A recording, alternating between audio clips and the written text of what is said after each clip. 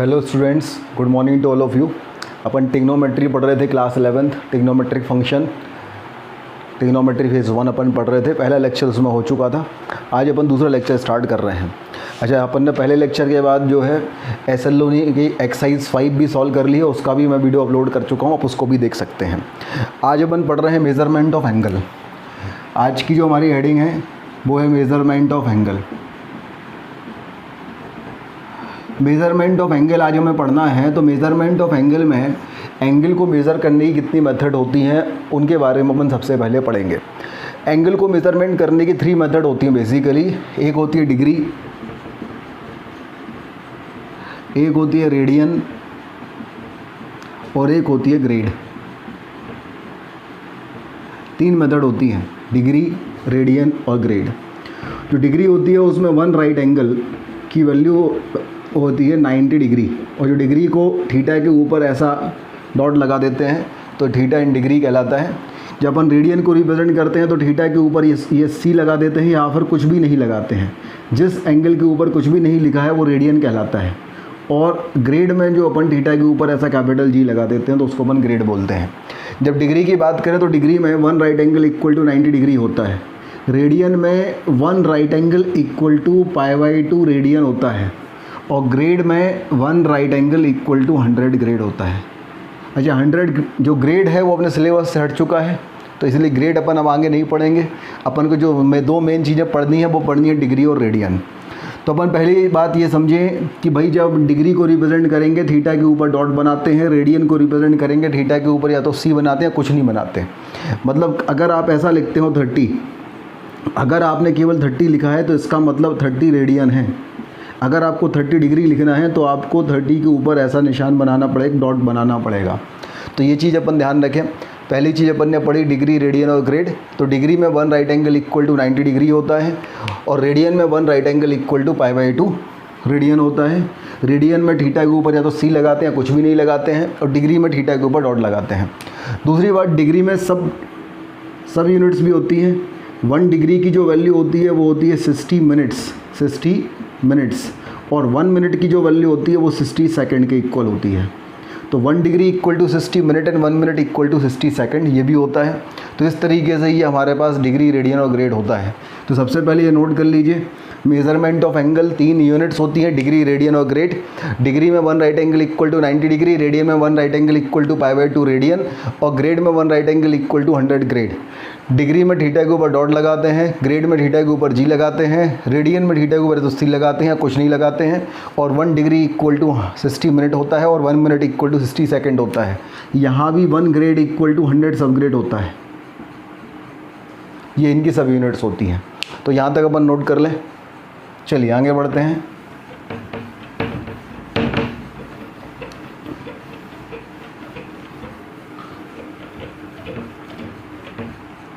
इसके बाद होता है relation between degree and radian.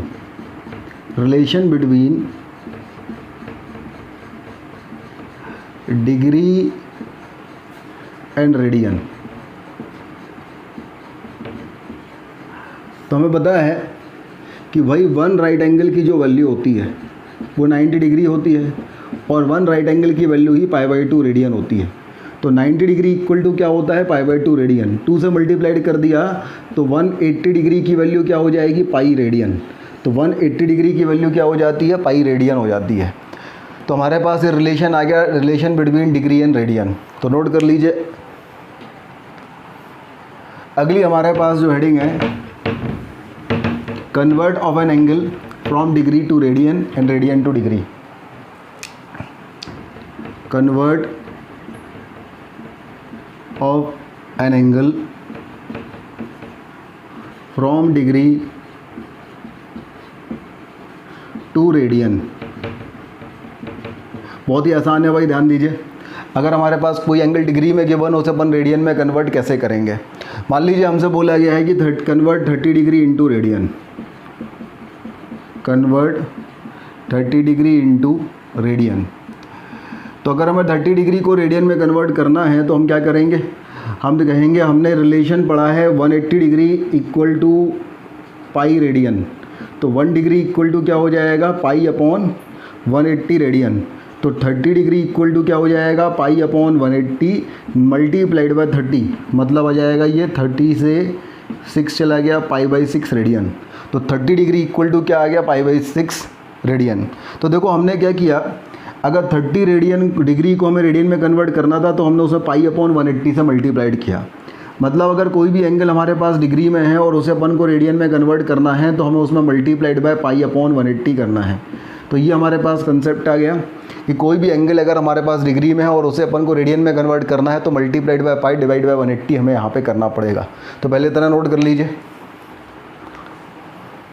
अब इतना नोट करने के बाद कई सारे क्वेश्चंस अपन को करने हैं इस पर बेस्ड। कुछ मैं यहाँ पे आपको दे रहा हूँ एंगल, आपको इसको करना है कन्वर्ट इनटू रेडियन, रेडियन में कन्वर्ट करना है। सबसे पहले एंगल हमारे पास है 30 डिग्री जो आप कर चुके हूँ, दूसरा एंगल है 45 डिग्री, तीसरा एंगल है 60 डिग्री, चौथा एंगल है 90 डिग्री, पांचवा एंगल है 120 डिग्री, छठा एंगल है 135 डिग्री, सातवां एंगल है 150 डिग्री, आठवां एंगल है 225 डिग्री, नौवां एंगल है 240 डिग्री, 10वां एंगल है 270 डिग्री, 11वां एंगल है 300 डिग्री, 12वां 330 डिग्री, 13वां 315 डिग्री, 14वां 360 डिग्री। इन सबको आपको डिग्री में है, इन सबको आपको रेडियन में कन्वर्ट करना है। और ले लो भाई, और भी करो कुछ। 15वां 12 डिग्री, 16वां 15 डिग्री, 17वां 18 डिग्री, 18वां 22.5 डिग्री और 19वां 9 डिग्री। एक और ले लो 20वां आप ले लीजिए 10 डिग्री। ये 20 क्वेश्चन आपके पास हैं, इनको आपको रेडियन में कन्वर्ट करना है। तो सबसे पहले कंसेप्ट ये याद रखें कि डिग्री में अगर है और रेडियन में कन्वर्ट करना है तो multiplied by pi divide by 180 करना है। चलिए अपन करना स्टार्ट करते हैं। पहले आप अपना समय लीजिए और उसको करना स्टार्ट कीजिए, उसके बाद फिर मैं करवाऊँगा। चलिए क्वेश्चन नंबर 1 करें। अगर हमारे पास है 30 डिग्री, 30 डिग्री में मैंने क्या किया, 30 डिग्री था multiplied by pi divide by 180 किया, तो इसकी वैल्यू हमारे पास पाई बाय 6 आ गई थी। तो 30 degree equal to pi by 6 आ गया। दूसरा आपने किया 45 डिग्री, तो 45 में आपने multiplied by pi divide by 180 किया, तो अपने पास ये पाई बाय 4 रेडियन आ गया। अच्छा, यहाँ पे मैं सी नहीं लगा रहा हूँ क्योंकि जिसका कोई नहीं होता उसका रेडियन होता है, तो यहाँ पे कुछ नहीं लगा रहा हूँ, मतलब वो रेडियन में ही है। अगर 60 डिग्री के बारे में हम बात करें तो 60 मल्टीप्लाइड बाय पाई बाय 180, तो ये कितना जाएगा, पाई बाय 3 रेडियन। तो इस तरीके से ये सभी क्वेश्चन आपको सॉल्व करने हैं। इन सभी क्वेश्चन को आप सॉल्व कीजिए।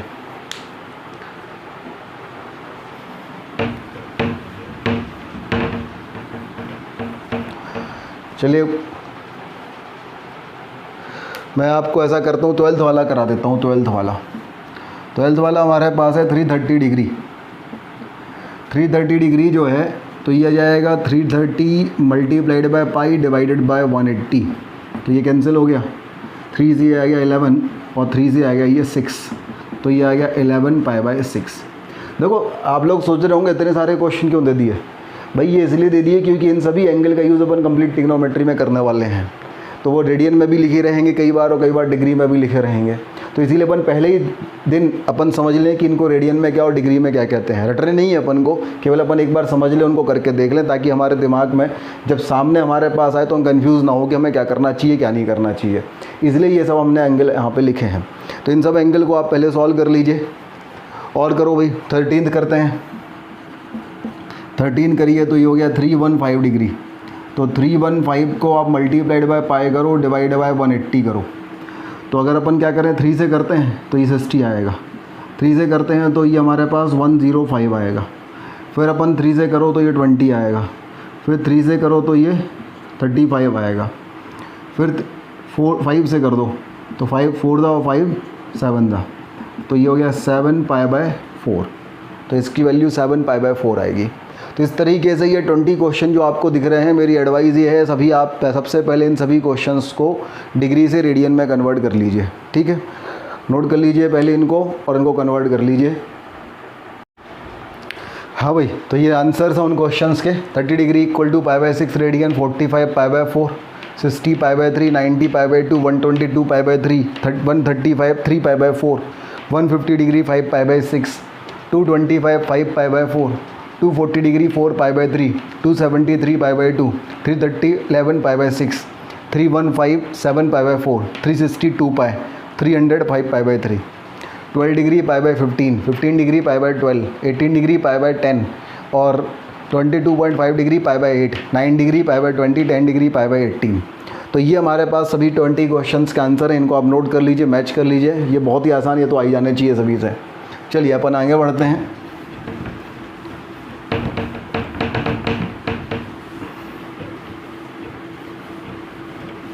अच्छा, जब हम डिग्री से रेडियन में कन्वर्ट करते हैं, इसमें एक बात का हमें ध्यान रखना पड़ता है। अगर हमारे पास कोई ऐसा क्वेश्चन है जिसमें सब यूनिट्स भी हैं, जैसे 30 डिग्री 30 मिनट्स बोला गया है, इसको रेडियन में कन्वर्ट करिए। तो अगर हमें इसको रेडियन में कन्वर्ट करना है तो ये पहले मिनट्स जो दिए रहते हैं, सेकंड दिए रहते हैं, उन सबको डिग्री में कन्वर्ट करना पड़ेगा। तो कैसे करेंगे कन्वर्ट में? भाई ये हमारे पास 30 degree 30 minute, basically 30 degree plus 30 minute है। अब 1 डिग्री इक्वल टू कितना होता है? 1 डिग्री इक्वल टू 60 मिनट होता है। तो 60 मिनट इक्वल टू होता है 1 डिग्री। तो 1 मिनट इक्वल टू होगा 1/60 डिग्री। तो इसमें हमें क्या करना पड़ेगा? अगर 30 मिनट निकालना है तो ये 30 मल्टीप्लाइड बाय 1/60 डिग्री, मतलब सीधी सी बात है, हमें 60 से डिवाइड करना पड़ेगा। तो ये हो जाएगा हमारे पास 30 डिग्री प्लस हो जाएगा 30/60 डिग्री। तो ये हमारे पास हो जाएगा 30 और ये हो जाएगा 1/2। तो हो जाएगा 30 1/2। तो ये हो जाएगा 60 + 1 60/2 डिग्री। तो हमारे पास जो क्वेश्चन आ गया वो क्या आ गया? 60 1/2 डिग्री। अब 60 1/2 डिग्री जो है उसको अपन को रेडियन में कन्वर्ट करना है। तो हम क्या करेंगे? 60 1/2 में मल्टीप्लाइड बाय पाई करेंगे और डिवाइड बाय 180 करेंगे। तो multiplied by pi divide by 180 करेंगे तो ये आ जाएगा 61 π/360। इतना रेडियन इसका आंसर होगा। This is the answer. सही है, नोट कर लीजिए। अच्छा, अगर कई लोग बोलते हैं हम पाई की वैल्यू रख दें यहाँ पे, तो हम क्या रख दें? तो पाई की वैल्यू आप 22/7 या 3.14 भी रख के सॉल्व कर देंगे तो कंप्लीट नंबर में आंसर आ जाता है कि इतने रेडियन होगा। ठीक है, तो ये हमारे पास जो है आंसर आ गया इसका। तो इसमें हमें इस बात का ध्यान रखना है कि अगर हमें कोई सब डिग्री में क्वेश्चन रहते हैं, सब डिग्री या सब यूनिट्स में रहते हैं, जैसे यहाँ मिनट में है, तो उसको पहले अपन को डिग्री में कन्वर्ट कर लेना है। जब कंप्लीट डिग्री में कन्वर्ट हो जाएंगे उसके बाद ही वो रेडियन में कन्वर्ट होंगे। ठीक है, चलिए यहाँ तक नोट कर लीजिए। तो यहाँ तक अपन ने सीखा है एंगल जो है उसको अपने पास डिग्री से रेडियन में कन्वर्ट करना। अपन करेंगे रेडियन से डिग्री में कन्वर्ट। तो अगला हमारे पास जो है convert N angle from radian to degree. बहुत ही आसान है भाई।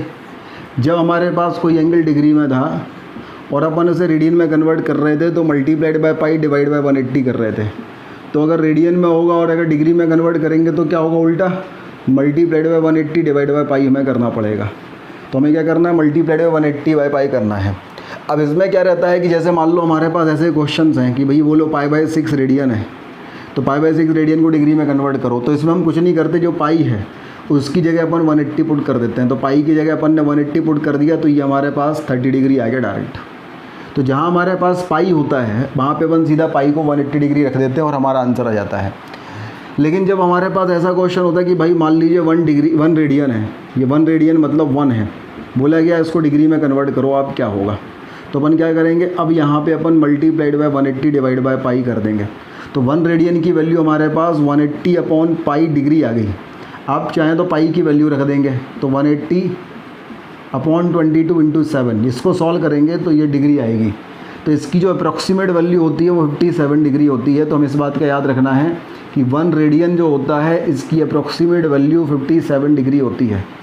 1 रेडियन की जो अप्रॉक्सीमेट वैल्यू होती है वो 57 डिग्री होती है।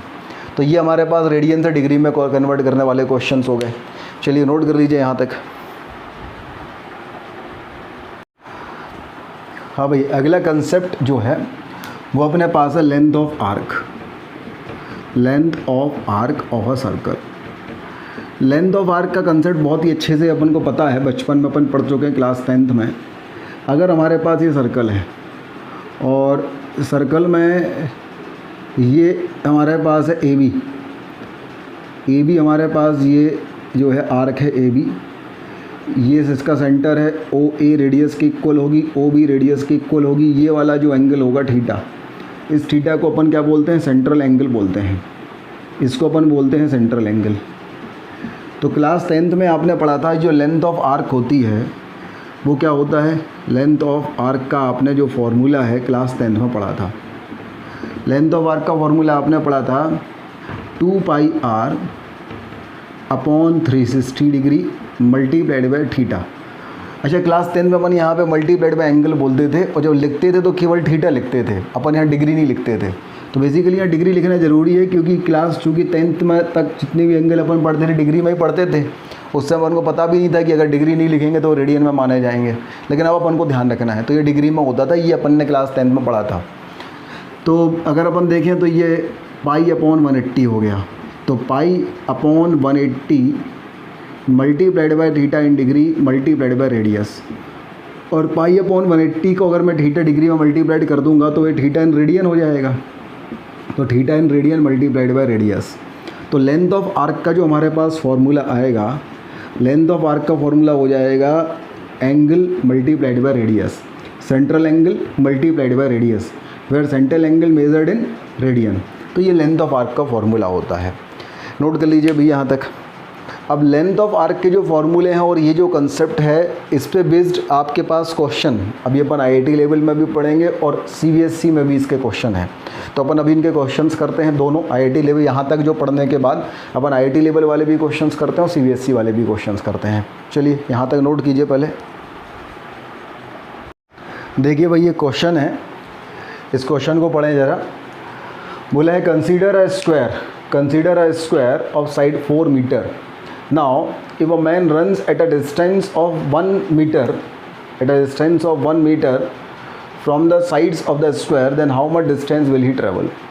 क्या कह रहे हैं भैया? ये कह रहे हैं कि हमारे पास एक स्क्वायर है और उस स्क्वायर की, ये जो स्क्वायर है, इस स्क्वायर की जो साइड है ये 4 मीटर है। 4 मीटर। अब एक आदमी इसके चारों तरफ दौड़ रहा है, कुछ इस तरीके से दौड़ रहा है कि किसी भी इंस्टेंट पे जो उस आदमी का इस स्क्वायर से डिस्टेंस होगा वो हमेशा 1 मीटर होगा। तो वो किस तरीके से दौड़ेगा? देखिए, क्लास 11th के हिसाब से क्वेश्चन जो है जब बच्चे पहली बार सॉल्व करते हैं तो कई सारे फिगर उसके बनाते हैं। सबसे पहला फिगर तो वही बना देते हैं जो जल्दबाजी में वो बनाते हैं।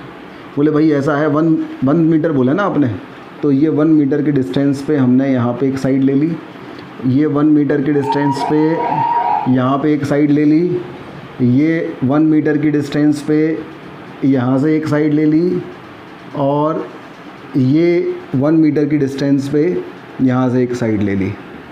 बोले भाई हमने कहा कि अगर आपका जो स्क्वायर है, ये स्क्वायर अगर आपका ABCD था और अगर ये उसका जो रूट है, उसका रूट ये PQRS हो जाएगा।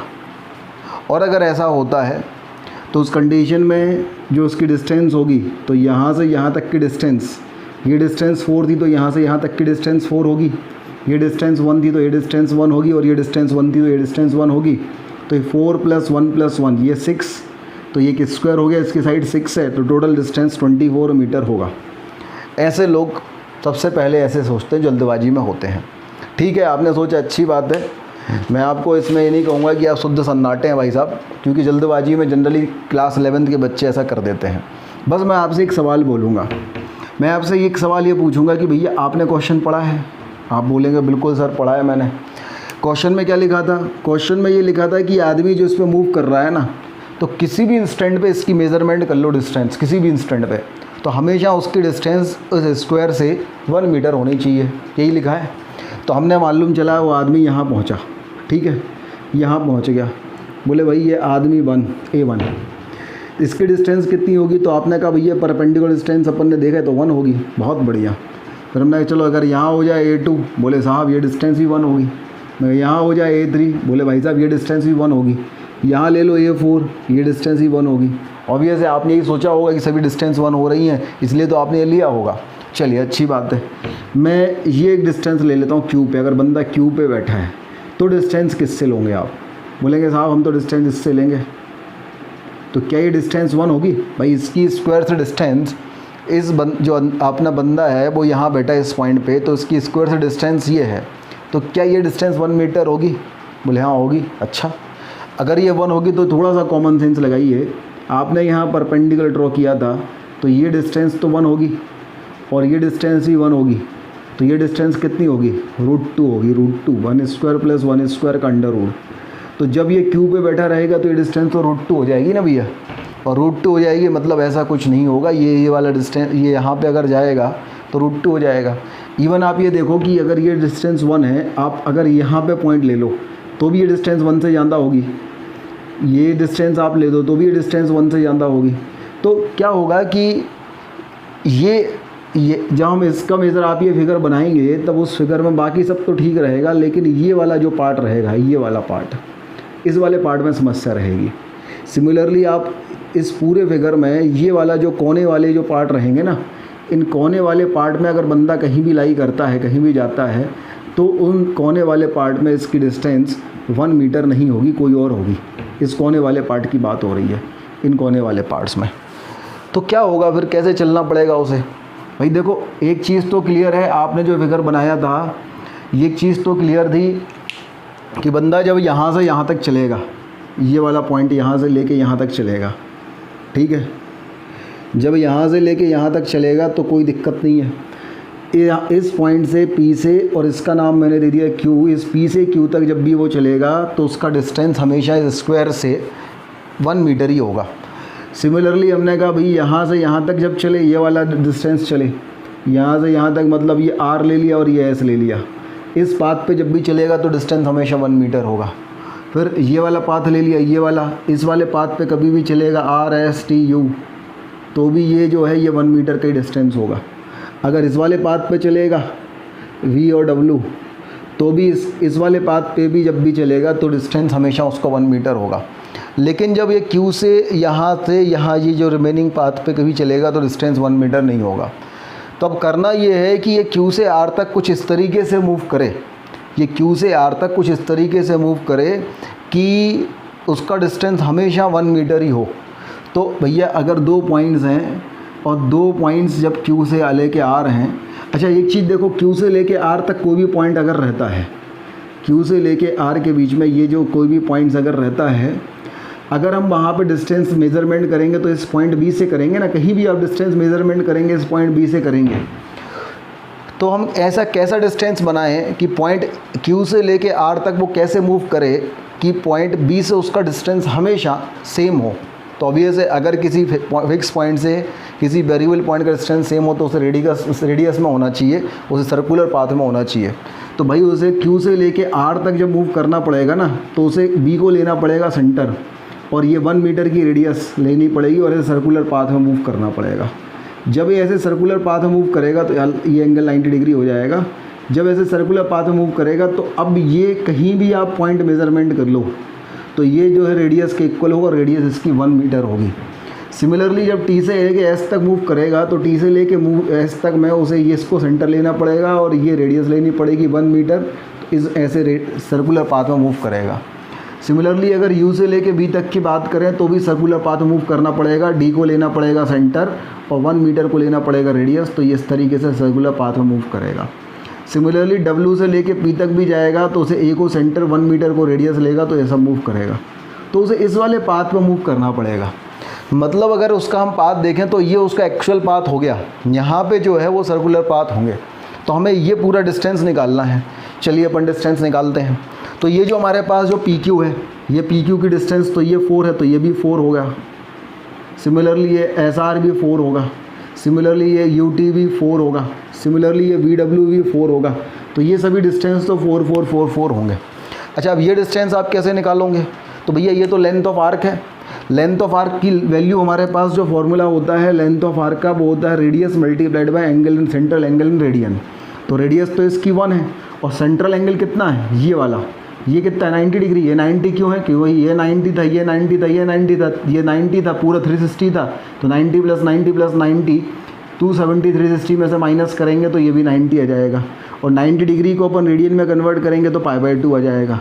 तो लेंथ ऑफ आर्क हमारे पास कितना हो गया, π/2, सही है। और यूनिट क्या होगी, मीटर, क्योंकि सभी लेंथ मीटर में हो रही हैं। तो इसकी जो लेंथ होगी वो कितनी होगी, π/2 मीटर। तो इसकी लेंथ भी π/2 होगी, क्योंकि इसमें भी तो 90 डिग्री और रेडियस 1 ही है। इसमें भी लेंथ इसकी π/2 होगी और इसकी लेंथ भी π/2 होगी। तो टोटल डिस्टेंस कितनी होगी पाथ की, 4 + 4 + 4 + 4। तो टोटल डिस्टेंस ये तो हो गई 16 प्लस एक π/2, दूसरा π/2, तीसरा π/2, चौथा π/2, तो 2π। तो आंसर जो होगा वो 16 + 2π मीटर होगा। क्या होगा, 16 + 2π मीटर। इस तरीके से ये क्वेश्चन सॉल्व होगा। तो नोट कर लीजिए इस क्वेश्चन को। नेक्स्ट क्वेश्चन है भाई, पढ़िए जरा नेक्स्ट क्वेश्चन। बोला गया है consider an equilateral triangle with side 3 metre each. Now if a man runs around the triangle in such a way that he is always at a distance of 1 meter from the sides of the triangle, then how much distance will he travel? क्या कहना चाह रहे हैं, ये कह रहे हैं एक इक्विलेटरल ट्राइंगल है और इस इक्विलेटरल ट्राइंगल की जो साइड है वो 3 मीटर है। ये इक्विलेटरल ट्राइंगल हम ले लेते हैं ABC, और इस इक्विलेटरल ट्राइंगल की जो साइड है वो 3 मीटर है। ये भी 3 मीटर है, ये भी 3 मीटर है, ये भी 3 मीटर है। अच्छा, हमें उनको पता है इंटीरियर एंगल जो है वो 60 डिग्री होगा। ये 60 डिग्री है, ये 60 डिग्री है, ये 60 डिग्री है। अब एक आदमी इनके चारों तरफ इस तरीके से भाग रहा है कि उसका डिस्टेंस हमेशा 1 मीटर होना चाहिए from the sides of the triangle. From this triangle का मतलब होता है from the boundaries of the triangle, ठीक है। तो अपन को पता है कि भाई कैसे अपन करेंगे इसको। तो ये कुछ इस तरीके से होगा कि यहाँ से 90 डिग्री ले लीजिए 1 मीटर के डिस्टेंस पे, और यहाँ से 90 डिग्री ले लीजिए 1 मीटर के डिस्टेंस पे। यहाँ से लेके यहाँ तक जो मूव करेगा, मान लीजिए ये वाला पॉइंट P है और ये वाला पॉइंट Q है। जब यहाँ से लेके यहाँ तक मूव करेगा तो किसी भी पॉइंट पे अगर अपन देखेंगे तो उसका बाउंड्री ऑफ दिस ट्राइंगल से जो डिस्टेंस है 1 मीटर ही होगा। सिमिलरली अपन यहाँ पे भी ऐसे ही करें, ये अपन परपेंडिकुलर ले लें, ये डिस्टेंस होगा 1 मीटर, और ये भी परपेंडिकुलर ले लें और ये डिस्टेंस होगा 1 मीटर। ये था। तो अगर अपन इसको ज्वाइन करें तो ये हमारे पास होगा RS। तो ये डिस्टेंस जब यहाँ से यहाँ तक मूव करेगा तो किसी भी इंस्टेंस पे जो इसका डिस्टेंस होगा वो 1 मीटर ही होगा। सिमिलरली अपन यहाँ भी 90 डिग्री ले लें और यहाँ भी 90 डिग्री ले लें, तो ये हमारे पास जो होगा डिस्टेंस TU, यहाँ पे भी ऐसे ही होगा। अच्छा, ये 3 मीटर था तो ये भी 3 मीटर होगा, ये भी 3 मीटर होगा, ये भी 3 मीटर होगा। और यहाँ से यहाँ तक उसे सर्कुलर पाथ पे आना पड़ेगा जिसका सेंटर हो जाएगा ये वाला पॉइंट C और रेडियस हो जाएगी 1 मीटर। यहाँ से यहाँ तक भी उसे सर्कुलर पाथ पे जाना पड़ेगा जिसका सेंटर हो जाएगा A और रेडियस हो जाएगी 1 मीटर। यहाँ से यहाँ तक भी उसे सर्कुलर पाथ पे जाना पड़ेगा जिसका सेंटर हो जाएगा B और रेडियस हो जाएगी 1 मीटर। तो हम टोटल डिस्टेंस अगर देखें इस पाथ की तो ये 3 + 3 + 3, ये 9 तो हमारे पास पहले ही से आ गया। अब ये डिस्टेंस निकालनी पड़ेगी हमें, ये वाली डिस्टेंस इस आर्क की डिस्टेंस कितनी होगी। तो अगर हम देखें ये एंगल जो बचेगा ये एंगल कितना होगा, तो ये पूरा एंगल 360 होता है, ये 90 और ये 90 तो 180, तो इन दोनों का सम भी 180, तो ये 120 डिग्री होगा। सिमिलरली ये वाला एंगल भी 120 डिग्री होगा और ये वाला एंगल भी 120 डिग्री होगा। अच्छा, रेडियस दोनों की सेम है, ये 120 और ये 120 और ये 120, तो 120 + 120 + 120 कितना हो गया 360। तो ये तीनों आर्क मिलके तीनों एंगल मिलके 360 डिग्री बना रहे हैं। मतलब ये तीनों आर्क मिलके पूरा का पूरा सर्कल बना देंगे, और सर्कल की जो पूरे सरकमफ्रेंस होती है वो क्या होती है 2πr, और r की वैल्यू है 1, तो क्या हो जाएगी आंसर अपने पास 9 + 2π। तो हमारे पास जो फाइनल आंसर होगा वो 9 + 2π आएगा। एक बार और समझ लीजिए 2π क्यों आया भाई, ये एंगल 120 हुआ क्योंकि ये 90 और ये 90, 180 ये 60, तो ये भी 120 होना चाहिए, तब तो पूरा 360 होगा। तो ये 120 ये 120 ये 120, तीनों का सम 360।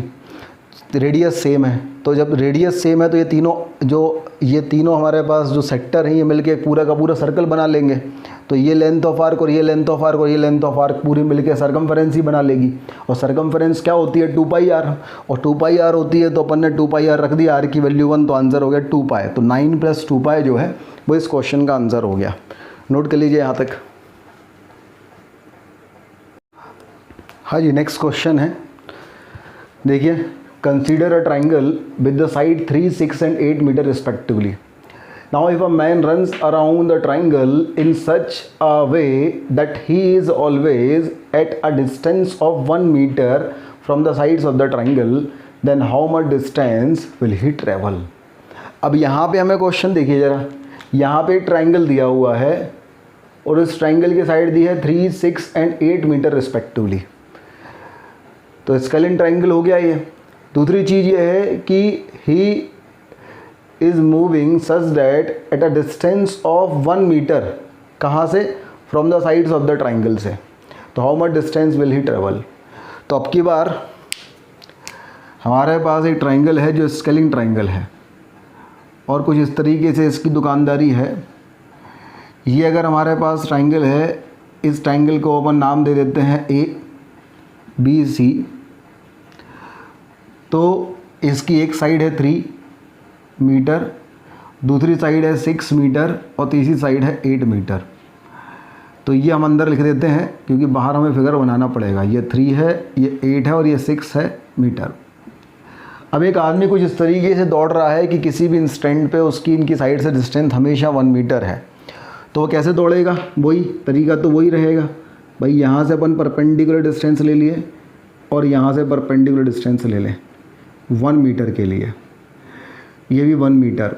तो यहाँ से यहाँ तक जब मूव करेगा, ये P से लेके Q तक जब मूव करेगा तो उसका किसी भी पॉइंट पे distance from the side is always 1 metre होगी। सिमिलरली हमने यहाँ से परपेंडिकुलर ले लिया और हमने यहाँ से परपेंडिकुलर ले लिया, इसका नाम हमने रख दिया R, इसका नाम हो गया S। ये भी 1 मीटर की डिस्टेंस है, ये भी 1 मीटर की डिस्टेंस है। तो जब R से लेके S तक मूव करेगा तो किसी भी पॉइंट पे जो उसका डिस्टेंस होगा वो हमेशा 1 मीटर होगा। फिर हमने यहाँ भी परपेंडिकुलर ले लिया और हमने यहाँ भी परपेंडिकुलर ले लिया। ये हमारे पास हो गया T और ये हो गया U। ये भी 1 मीटर, ये भी 1 मीटर। तो कभी कोई भी डिस्टेंस होगा, इसमें भी किसी भी पॉइंट पे distance from the sides of the triangle is 1 metre. अब Q से लेके R तक वो जाएगा सर्कुलर पाथ पे, जिसका सेंटर C होगा और रेडियस 1 मीटर होगी, तो यहाँ सर्कुलर पाथ पे जाएगा। सिमिलरली यहाँ भी सर्कुलर पाथ पे जाएगा, सिमिलरली यहाँ भी सर्कुलर पाथ पे जाएगा। तो ये कंप्लीट जो आउटर पाथ है उसकी लेंथ अपन को निकालनी है। तो अगर ये वाली लेंथ 8 थी तो ये वाली लेंथ भी 8 होगी, ये वाली लेंथ 6 थी तो ये वाली लेंथ भी 6 होगी, ये वाली लेंथ 3 थी तो ये वाली लेंथ भी 3 होगी। अब हमें निकालनी है ये वाली लेंथ, ये वाली लेंथ और ये वाली लेंथ, ठीक है। तो हमें ये एंगल तो पता ही नहीं है, तो एंगल कैसे निकालेंगे? हम ऐसा करते हैं, इस इंटीरियर एंगल का नाम अपन कैपिटल ए रख देते हैं, इस इंटीरियर एंगल का नाम हम कैपिटल बी रख देते हैं और इस इंटीरियर एंगल का नाम हम कैपिटल सी रख देते हैं। तो अब ये वाला एंगल हमारे पास है 90 और ये वाला एंगल है 90, ये एंगल सी है, तो ये बाकी का जो बचा एंगल होगा वो क्या होगा? 180 माइनस सी होगा। सिमिलरली ये वाला एंगल क्या हो जाएगा? 180 माइनस ए, और ये वाला एंगल क्या हो जाएगा? 180 माइनस बी। इतना अपन को समझ में आया भाई? ये 90 ये 90, दोनों का सम 180 है तो इन दोनों का सम भी 180 होगा। तो अगर ये सी तो ये 180 माइनस सी। सिमिलरली ये 90 और ये 90, दोनों का सम 180 है तो इन दोनों का सम भी 180 होगा। तो अगर ये ए है तो ये 180 माइनस ए है। ये 90 ये 90, दोनों का सम 180, तो इन दोनों का सम भी 180 होगा। तो अगर ये बी है तो ये 180 माइनस बी है। तो अगर मैं लेंथ निकालता हूँ तो लेंथ में हमारे पास एक तो ये 8, ये 6 और ये 3, ये तो आंसर आ ही जाएगा 8 + 6 + 3।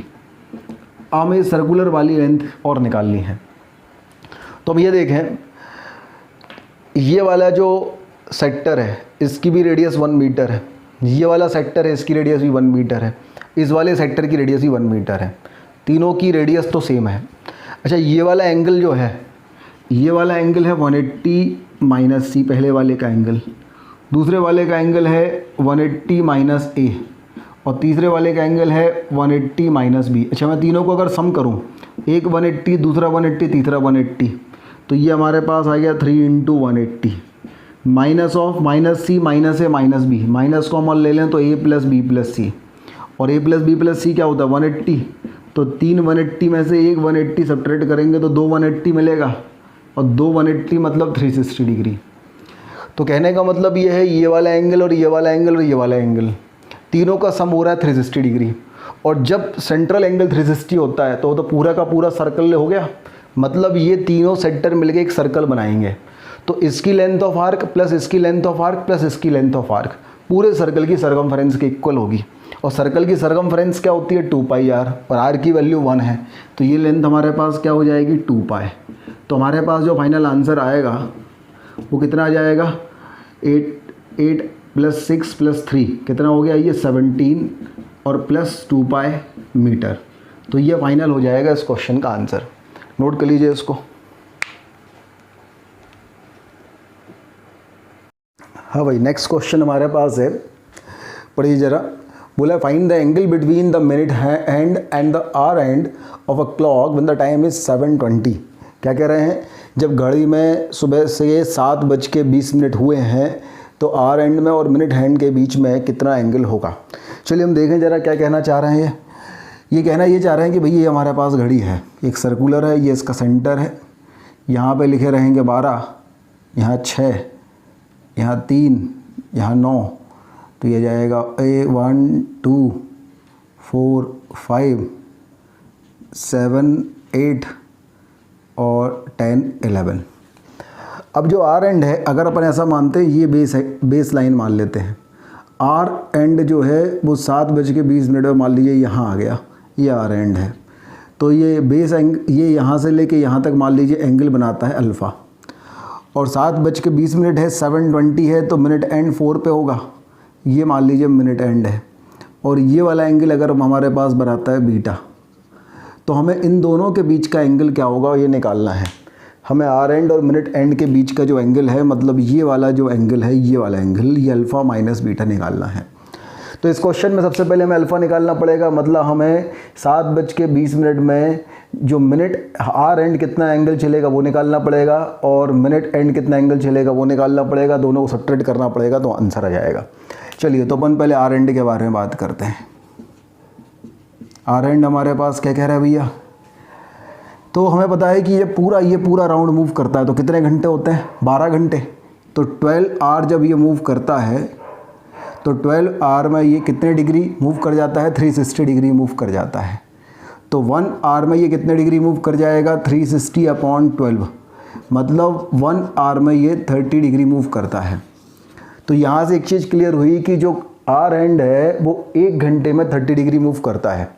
और अभी कितना मूव कर रहा है, अभी ये चल रहा है 7 hour 20 minutes, 7 hour plus 20 minutes, 7 hour plus 20 minute मतलब 7 + 20/60 आवर्स, इसे भी आवर्स में कन्वर्ट कर लो, तो 7 + 1/3 मतलब 22/3 आवर्स। तो 22/3 आवर्स में जितना एंगल ये मूव करेगा वो ये अल्फ़ा है। तो अल्फ़ा की जो वैल्यू हमारे पास आएगी, अल्फ़ा की वैल्यू हमारे पास आ जाएगी 22/3 × 30। भाई 1 घंटे में अगर 30 डिग्री मूव करता है तो 22/3 घंटे में कितने डिग्री मूव करेगा, इंटू 30 अगर अपन देखेंगे तो हमारे पास अल्फ़ा की वैल्यू आ गई 220 डिग्री। अब हमें बीटा निकालना है। बीटा मतलब मिनट एंड कितना मूव करेगा, कितने एंगल मूव करेगा। तो मिनट हैंड कितने मिनट चल रहा है, तो मिनट एंड जो है वो 20 मिनट चल रहा है।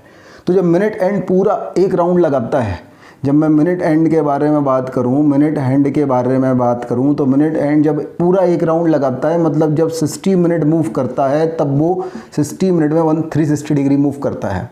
मतलब 1 मिनट में कितना मूव करेगा, 1 मिनट में 360/60 मतलब 6 डिग्री मूव करेगा।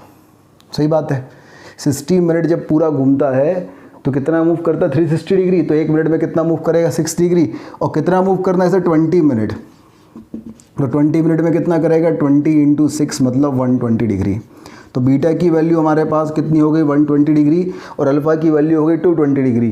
तो दोनों के बीच का जो एंगल हमारे पास होगा वो अल्फ़ा माइनस बीटा होगा। अल्फ़ा माइनस बीटा मतलब 220 माइनस 120 मतलब 100 डिग्री। तो अल्फ़ा माइनस बीटा की जो वैल्यू आएगी वो 100 डिग्री आएगी।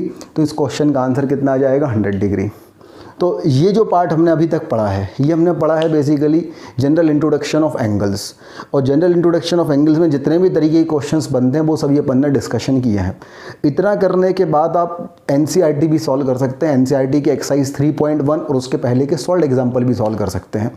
तो जिन लोगों को सॉल्व करने का इच्छा है वो कर लीजिएगा, और जो लोग आईआईटी की तैयारी कर रहे हैं वो एस एल लोनी पैरेलल में सॉल्व करेंगे ही। ठीक है, तो नेक्स्ट क्लास में अपन एनसीईआरटी का 3.1 और उसके पहले के सॉल्व एग्जाम्पल डिस्कशन करेंगे। ठीक है, थैंक यू।